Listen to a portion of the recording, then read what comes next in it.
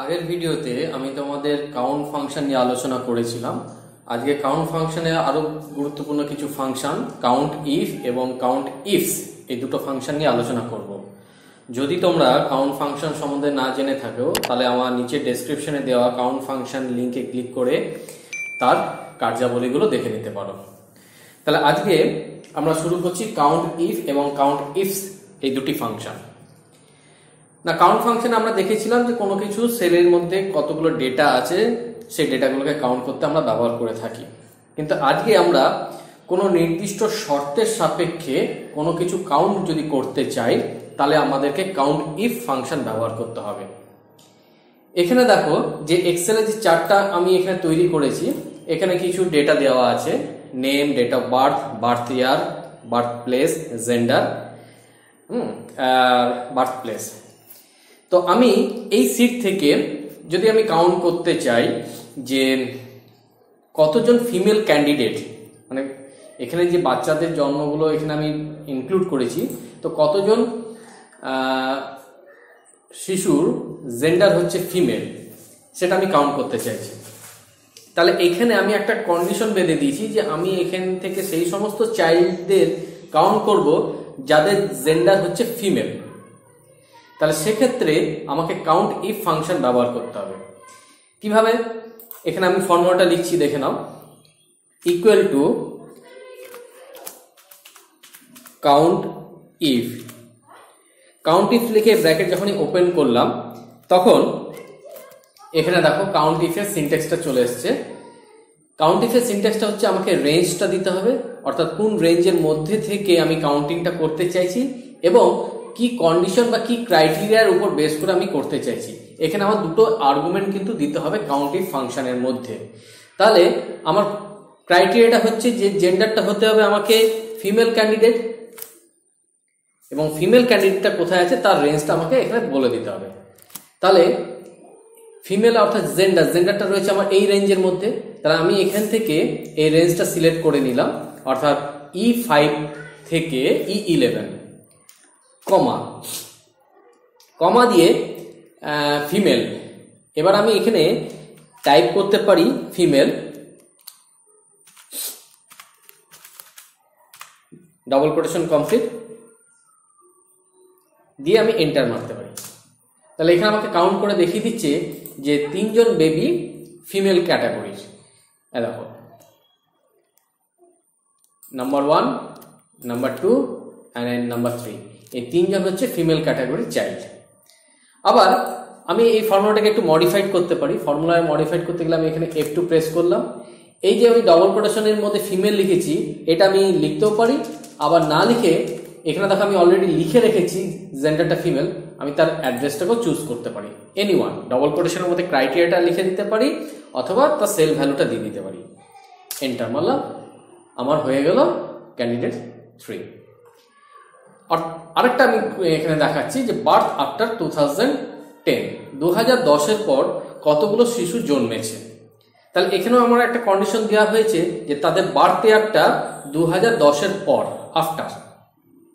তাহলে আমাকে এখানে আবার সেই ফর্মুলাটা লিখতে হবে, equal to count if bracket open, এরপরে রেঞ্জ। এই 2010 সালটা রয়েছে এই রেঞ্জের মধ্যে। তাহলে আমি রেঞ্জটা সিলেক্ট করে নিলাম, C5 to C11 কমা 2010 আমি এখানে লিখে দিচ্ছি। হ্যাঁ, এবার 2010টা আমি এখানে কি বলেছি যে 2010-এর বেশি। তাহলে গ্রেটার দেন, ডবল কোটেশনের মধ্যে গ্রেটার দেন 2010 ব্র্যাকেট ক্লোজ। দেখো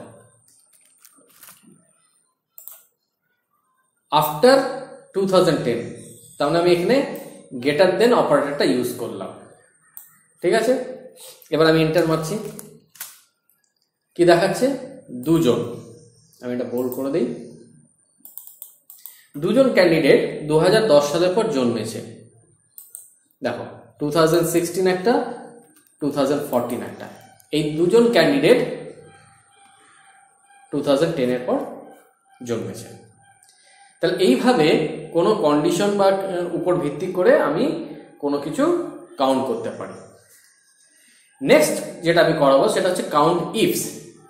এখানে কাউন্ট ইফ আর কাউন্ট ইফস এর মধ্যে মূলত যে পার্থক্যটা সেটা হচ্ছে কাউন্ট ইফের ক্ষেত্রে একটি মাত্র কন্ডিশনের উপর ভিত্তি করে আমি কোনো কিছু কাউন্টিং করতে পারি, একটি মাত্র কন্ডিশন।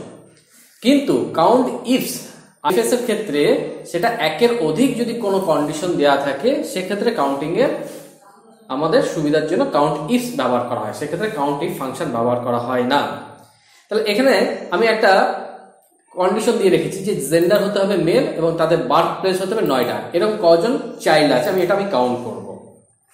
তাহলে আমার এখানে কিন্তু দুটো কন্ডিশন, একটা জেন্ডার হতে হবে মেল আর একটা তার বার্থ প্লেস হতে হচ্ছে নয়ডা। তাহলে সেক্ষেত্রে আমাকে যে ফর্মুলাটা লিখতে হবে সেটা কিন্তু কাউন্ট ইফ ফর্মুলা দিলে হবে না, সেটা আমাকে লিখতে হবে COUNTIFS।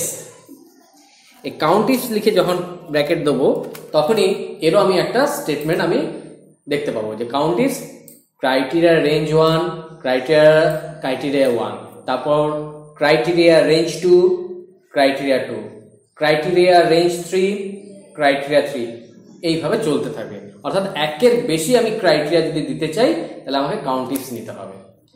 আচ্ছা, তাহলে আমি আসছি ক্রাইটেরিয়া রেঞ্জ 1। আমার ক্রাইটেরিয়া রেঞ্জের মধ্যে কি আছে? মেল ক্যান্ডিডেট, তার মানে এই রেঞ্জটা আমি চুজ করে নিলাম, কমা দিলাম। তারপরে দেখো এখানে আছে ক্রাইটেরিয়া রেঞ্জ 1 সিলেক্ট হয়ে গেছে, এরপর দিতে হবে ক্রাইটেরিয়াটা কি না মেল, আমি সেল অ্যাড্রেসটা চুজ করে নিলাম, কমা। আবার সেকেন্ড ক্রাইটেরিয়া রেঞ্জ 2, তার করসপন্ডিং ক্রাইটেরিয়া ভ্যালুটা। আচ্ছা, সেকেন্ডটা আমার কি ছিল? বার্থ প্লেস ছিল নয়ডা, তার মানে বার্থ প্লেসটা আমি চুজ করলাম, সেকেন্ড ক্রাইটেরিয়া রেঞ্জ 2 নিলাম, কমা দিয়ে আমার ভ্যালুটা ছিল নয়ডা, তাহলে ধরো নয়ডাটা চুজ করে নিলাম, ব্র্যাকেট ক্লোজ, এন্টার। তাহলে দেখা যাচ্ছে মেল ক্যান্ডিডেট এবং নয়ডাতে জন্মগ্রহণ করেছে একটি মাত্র চাইল্ড। দেখে নেওয়া যাক। আর দেখো মেল ক্যান্ডিডেট নয়ডাতে একজন আছে, মেল ক্যান্ডিডেট কিন্তু কলকাতা আর কোথাও নেই। আচ্ছা, নয়ডা আছে কিন্তু সেটা আবার ফিমেল ক্যান্ডিডেট, এখানে নয়ডা ফিমেল ক্যান্ডিডেট, তার মানে মেল ক্যান্ডিডেট নয়ডার মধ্যে আছে কিন্তু আমার একজনই চাইল্ড। আচ্ছা, আমি এটাকে যদি কলকাতা করে দিই, ধরো বার্থ প্লেসটা আমি কলকাতা করে দিচ্ছি, কলকাতা। তাহলে আমি এখানে ফর্মুলাটাকে জাস্ট F2 প্রেস করে রেঞ্জটা চেঞ্জ করে দিচ্ছি, F9 এর জায়গায় আমি এটাকে কলকাতা চুজ করে নিলাম, ব্র্যাকেট ক্লোজ, এন্টার। দাও দুজন ক্যান্ডিডেট, মেল ক্যান্ডিডেট এবং কলকাতায় জন্মগ্রহণ করেছে। তাহলে এটাই হলো মূলত কাউন্ট ইফ এবং কাউন্ট ইফস। একটি মাত্র কন্ডিশনের রেসপেক্টে যখন কোনো কিছু কাউন্টিং করব সেটা হচ্ছে কাউন্ট ইফ ফাংশন, আর একের অধিক কন্ডিশনের উপর যখন কোনো কাউন্টিং করব তখন কাউন্ট ইফস ফাংশন। ঠিক আছে, আশা করি তোমরা বুঝতে পেরেছো। নেক্সট আমি যেটা তোমাদের করাবো সেটা হচ্ছে সাম ইফ এবং সাম ইফস। সাম ফাংশন নিয়ে আমি আগের ভিডিওতে কিছু আলোচনা করেছি, সেটা যদি বুঝে থাকো তাহলে ভালো, আর যদি না বুঝতে পারো তাহলে নিচে ডেসক্রিপশনে তার লিঙ্কটা দেওয়া আছে, সেটা তোমরা দেখে নিও। আর এর আগেও লজিক্যাল ফাংশন নিয়ে, ইফ ফাংশন নিয়েও আলোচনা করেছিলাম। তো ইফ ফাংশন যদি কেউ না দেখে থাকো ভিডিওটা, তাহলে নিচে ডেসক্রিপশনে ইফ ফাংশনের ভিডিও লিঙ্কটা দেওয়া আছে। এবার আসা যাক সাম মানে তো আমরা জানি যে যোগ করা, সেলের নির্দিষ্ট রেঞ্জের মধ্যে যে ডেটাগুলো আছে সেই ডেটাগুলোর যোগফল আমরা বার করব। কিন্তু এখানে সাম ফাংশনের একটু অ্যাডভান্স ফাংশন আমরা দুটো করতে যাচ্ছি, সেটা হচ্ছে সাম ইফ এবং সাম ইফস। অর্থাৎ কোনো শর্তের সাপেক্ষে কোনো কিছু ক্যালকুলেশন করা হচ্ছে সাম ইফ। ঠিক আছে, আর তাহলে ফার্স্ট আমি আলোচনাটা করছি সাম ইফ। ধরো এখানে আমি একটা এক্সেল শিট তৈরি করে রেখেছি, তাতে এমপ্লয়ি নেম, আইটেম, এরিয়া আর প্রাইসগুলো ইনক্লুড করা আছে একটা XYZ কোম্পানির মধ্যে। আমি জানতে চাইছি যে XYZ কোম্পানিটা টোটাল কত সেল করেছে, কত অ্যামাউন্ট সেল করেছে। তো টোটাল ভ্যালু বার করতে গেলে আমি অবভিয়াসলি এদের যোগটা বার করব। তাহলে আমি এখানে লিখছি equal to some, bracket open, data range. আমি পুরো ডেটা রেঞ্জটাই সিলেক্ট করে দিলাম। ঠিক আছে, এন্টার। তাহলে XYZ কোম্পানি টোটাল 605 টাকার প্রোডাক্ট সেল করেছে। আচ্ছা, দেখো এখানে অটোমেটিক্যালি এর আগে একটা RS চলে এসছে। তো কিভাবে কোনো নাম্বারের আগে আরএস বা ডলার সাইন আনতে হয় সেটা আমি কাস্টম ফরম্যাটিং এ গিয়ে আলোচনা করেছিলাম। যদি তোমরা ভিডিওটা মিস করে থাকো তাহলে নিচে দেওয়া ডেসক্রিপশন থেকে কাস্টম ফরম্যাটিং এর ভিডিওটা দেখে নেবে, সেখানে তোমরা বুঝতে পারবে যে কিভাবে কোনো নাম্বারের আগে রুপিস বা ডলার সাইন গুলো আনতে হয়। ঠিক আছে, আচ্ছা নেক্সট, এটা দেখলো সিম্পল একটা সাম করলাম যে টোটাল আমার কত সেল হয়েছে। এবার এখানে আমি যে নেক্সট গুলো করতে যাচ্ছি সেটা একটু কন্ডিশনের ভিত্তিতে। এখানে আমি জানতে চাইছি যে এমপ্লয়ি একজন আছে তুষার, সে টোটাল কত সেল করেছে। অর্থাৎ তুষার দেখো স্যানিটাইজার 150 টাকায় সেল করেছে, আবার সেই তুষারই আবার 30 টাকার সেল করেছে। তাহলে আমি জানতে চাইছি যে তুষার নামের এমপ্লয়িটি টোটাল কত সেল করেছে। তাহলে এখানে কিন্তু কন্ডিশন চলে এসছে। এখানে কন্ডিশনটা যে কোনো এমপ্লয়ি নয়, এখানে পার্টিকুলার একটি এমপ্লয়ি এবং তার নাম হচ্ছে তুষার। সেক্ষেত্রে আমরা সাম ফাংশন দিয়ে কাজ করলে হবে না, সেখানে আমাকে ইউজ করতে হবে সাম ইফ। তাহলে আমি এখানে ফর্মুলা লিখছি equal to some if bracket open করেই দেখো অটোমেটিকলি ওর সিনট্যাক্সটা আমি পেয়ে যাচ্ছি। আমাকে দিতে হবে কি রেঞ্জ, অর্থাৎ কার আমি যোগফলটা করবো তার রেঞ্জটা আমাকে নিতে হবে, ক্রাইটেরিয়া অর্থাৎ শর্তটা, আর সাম অর্থাৎ এই যে আমি বললাম যে তুষার কত টাকা সেল করেছে, তাহলে তুষার নামে যে এমপ্লয়িটি সে কোন রেঞ্জের মধ্যে আছে সেই রেঞ্জটা আমাকে সিলেক্ট করতে হবে। ক্রাইটেরিয়া এখানে হচ্ছে তুষার এবং সাম রেঞ্জ অর্থাৎ যেখানে আমার রুপিস সংক্রান্ত কোনো ডেটা রয়েছে বা নাম্বার সংক্রান্ত কোনো ডেটা যোগফল বার করতে চাইছি সেটা আমাকে নিতে হবে। তাহলে চলে আসি আমি এখানে রেঞ্জ। তাহলে তুষার অবভিয়াসলি নিশ্চয়ই আইটেমে থাকবে না, আছে এমপ্লয়ির মধ্যে। তাহলে আমি এমপ্লয়ি রেঞ্জটা সিলেক্ট করে নিলাম, কমা ডাবল কোটেশনের মধ্যে নাম দেবো তুষার, কারণ তুষার এমপ্লয়ির আমি স্যালারিটা সেলটা জানতে চাইছি, কমা থার্ড আর্গুমেন্ট হচ্ছে সাম রেঞ্জ। তাহলে সাম রেঞ্জ হবে কোনটা না, এই রেঞ্জটা আমি সিলেক্ট করে নিলাম, ব্র্যাকেট ক্লোজ করে নিলাম, এন্টার। তাহলে দেখা যাচ্ছে তুষার 180 টাকার টোটাল সেল করেছে। দেখো 150 আর 30 টোটাল হচ্ছে 180 রুপিস সে সেল করেছে। ঠিক আছে, বোঝা গেল। নেক্সট আমি আরেকটা কন্ডিশনের উপর একটা ক্যালকুলেশন করছি যে টোটাল স্যানিটাইজার কত সেল হয়েছে। এখানে বিভিন্ন এমপ্লয়ি স্যানিটাইজার সেল করেছে বিভিন্ন এরিয়ার মধ্যে, কিন্তু আমি জানতে চাইছি টোটাল কত অ্যামাউন্টের স্যানিটাইজার সেল হয়েছে। তাহলে সেক্ষেত্রে আমাকে আবার ফর্মুলা লিখতে হবে সাম ইফ ব্র্যাকেট ওপেন, রেঞ্জ দিচ্ছি যেহেতু স্যানিটাইজারটা রয়েছে আমার এই আইটেমের মধ্যে, তাই আইটেম রেঞ্জটা সিলেক্ট করে নিলাম, কমা দিলাম, ক্রাইটেরিয়ার মধ্যে সেটা হচ্ছে স্যানিটাইজার লিখলাম ডাবল কোটেশনের মধ্যে। আমরা চাইলে স্যানিটাইজার যে সেলের মধ্যে আছে সেই সেল অ্যাড্রেসটাও চুজ করে নিতে পারি, এনিওয়ান, কমা সাম রেঞ্জ অর্থাৎ প্রাইসের রেঞ্জটা আমি সিলেক্ট করে নিলাম, ব্র্যাকেট ক্লোজ, এন্টার। তাহলে টোটাল স্যানিটাইজার সেল হয়েছে 325 টাকা। দেখো 100, 150 অ্যান্ড 75 যোগ করলে 325 হয়ে যাবে। তাহলে এই বেসিক্যালি একটি কন্ডিশনের রেসপেক্টে যখন আমরা কোনো ক্যালকুলেশনগুলো করছি তখন সেই ক্যালকুলেশনগুলো কিন্তু আমরা সাম ইফ ফাংশনের সাহায্যে করতে পারবো। কিন্তু যখনই একের অধিক কন্ডিশন চলে আসবে তখন কিন্তু সাম ইফ ফাংশন কাজ করবে না, তখন আমাকে সাম ইফস ফাংশনে কাজ করতে হবে। এখানে দেখো একটা কোয়ারি আমি দিয়েছি, কোশ্চেন জানতে চাইছি যে total sanitiser sale by Bihar area. তার মানে আমি এখানে আইটেমটা বলে দিচ্ছি যে স্যানিটাইজার, আর নেক্সট কন্ডিশন বা ক্রাইটেরিয়াটা বলে দিচ্ছি বিহার এরিয়া। তার মানে এখানে কিন্তু একের অধিক ক্রাইটেরিয়া রয়েছে, আমার দুটো শর্ত বা দুইয়ের বেশি শর্ত, সেক্ষেত্রে সাম ইফ ফাংশন আমাকে ব্যবহার করতে হবে। কি করে না, আমি এখানে লিখছি equal to some IFS, some ifs. ঠিক আছে, সাম ইফস লেখার পর ব্র্যাকেট ওপেন করব, ব্র্যাকেট ওপেন করলে আমি তার সিনট্যাক্সটা দেখতে পাবো। দেখো সাম রেঞ্জ অর্থাৎ যে স্যানিটাইজার টোটাল সেল হয়েছে তার সাম রেঞ্জ অর্থাৎ প্রাইসের রেঞ্জটা আমাকে সিলেক্ট করতে হবে। তারপরে নেক্সট করতে হবে ক্রাইটেরিয়া 1 এর রেঞ্জ, তারপর ক্রাইটেরিয়া 1, তারপরে আবার ক্রাইটেরিয়া 2 এর রেঞ্জ, তারপর ক্রাইটেরিয়া 2, তারপরে ক্রাইটেরিয়া 3 এর রেঞ্জ, ক্রাইটেরিয়া 3। এইভাবে একের অধিক ক্রাইটেরিয়ার উপর বেস করে আমি সাম বার করতে পারি। ঠিক আছে, এবার দেখানো যাক। ফার্স্টে সাম রেঞ্জ, তাহলে সাম রেঞ্জ অবভিয়াসলি আমি এই প্রাইস লিস্টটা নিয়ে নিলাম, কমা।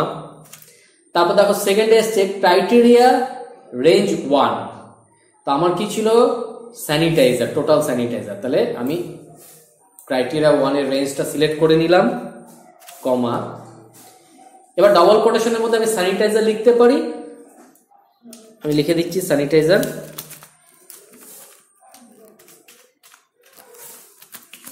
ডাবল কোটেশন কমপ্লিট, কমা। নেক্সট আবার আছে ক্রাইটেরিয়া রেঞ্জ 2, সেখানে কি ছিল যে বিহার এরিয়ার মধ্যে, তাহলে আমি এখানে সিলেক্ট করে নিলাম এরিয়া রেঞ্জটা, কমা দিয়ে। এটা কিন্তু ক্রাইটেরিয়া 2 এর রেঞ্জ সিলেক্ট হয়ে গেল। এবার ক্রাইটেরিয়া 2 এর কি ভ্যালুটা ছিল না বিহার, তাহলে আমি এখানে আবার ডবল কোটেশনের মধ্যে লিখে দিচ্ছি বিহার, ব্র্যাকেট ক্লোজ। তাহলে ফার্স্টে হয়ে গেল আমার সাম রেঞ্জ, তারপরেরটা হয়ে যাচ্ছে আমার ক্রাইটেরিয়া 1 এর রেঞ্জ, তারপরে হচ্ছে ক্রাইটেরিয়া 1 এর ভ্যালুটা, তারপর ক্রাইটেরিয়া 2 এর রেঞ্জ, তারপরে ক্রাইটেরিয়া 2 এর ভ্যালুটা, এন্টার। তাহলে বিহার এরিয়ার মধ্যে স্যানিটাইজার টোটাল সেল হচ্ছে 175। তাহলে বিহার এরিয়ার মধ্যে দেখো এটা একটা আছে আর এটা একটা আছে, তাহলে 100 প্লাস 75 175, ক্লিয়ার। আমি আরেকটা কোশ্চেন করছি যে টোটাল মার্কস সেল হয়েছে ওয়েস্ট বেঙ্গলের মধ্যে কত, তাহলে এখানে দুটো ক্রাইটেরিয়া, একটা আইটেমটা হতে হবে মার্কস এবং এরিয়াটা হতে হবে ওয়েস্ট বেঙ্গল। তাহলে আমি এখানে আবার ফর্মুলা লিখছি, সাম ইফস ব্র্যাকেট ওপেন, সামের রেঞ্জ এটা আমি চুজ করে নিলাম, কমা। ক্রাইটেরিয়া 1 হচ্ছে মাস্ক, তাহলে তার রেঞ্জটাকে সিলেক্ট করে নিলাম, আইটেমের রেঞ্জ সিলেক্ট করে নেওয়ার পর তার ক্রাইটেরিয়াটা আমি দিচ্ছি মাস্ক, এটা আমি ডবল কোটেশনের মধ্যে লিখতে পারি বা আমি সেল অ্যাড্রেসটাও নিয়ে নিলাম, কমা। তারপরে হচ্ছে ক্রাইটেরিয়া 2 ওয়েস্ট বেঙ্গলের মধ্যে, অর্থাৎ এরিয়াটা রেঞ্জ আমি চুজ করে নিলাম, কমা। আবার ডবল কোটেশনের মধ্যে আমি ওয়েস্ট বেঙ্গল লিখতে পারি অথবা ওয়েস্ট বেঙ্গলটা যে সেলে আছে সেই সেল অ্যাড্রেসটা আমি নিয়ে নিলাম, ব্র্যাকেট ক্লোজ করে দিলাম। দেখো তাহলে ওয়েস্ট বেঙ্গলের মধ্যে আমার মার্কস সেল হয়েছে শুধু 30 টাকা, ঠিক আছে। আশা করি তোমরা সাম ইফ এবং সাম ইফ ফাংশনটা বুঝতে পারলে। একটা কন্ডিশনের ভিত্তিতে যখন যোগ করতে যাব তখন সাম ইফ, আর একের অধিক কন্ডিশনের উপর যখন যোগ করতে যাব তখন সাম ইফ ফাংশন। আশা করি বুঝতে পেরেছো। যদি আমার ভিডিওটা পছন্দ হয়ে থাকে তাহলে অবভিয়াসলি তোমরা লাইক করবে এবং বন্ধু বান্ধবদের মধ্যে শেয়ার করবে, এবং কোনো কিছু বলার থাকে তোমরা কমেন্ট বক্সে লিখবে। আর অবভিয়াসলি তোমরা লাইক অপশনে ক্লিক করবে যাতে তোমাদের পছন্দ হলে আমার এনকারেজ বাড়ে, যাতে আমি আরো এরকম ভিডিও আপলোড করতে পারি। ওকে, থ্যাংক ইউ।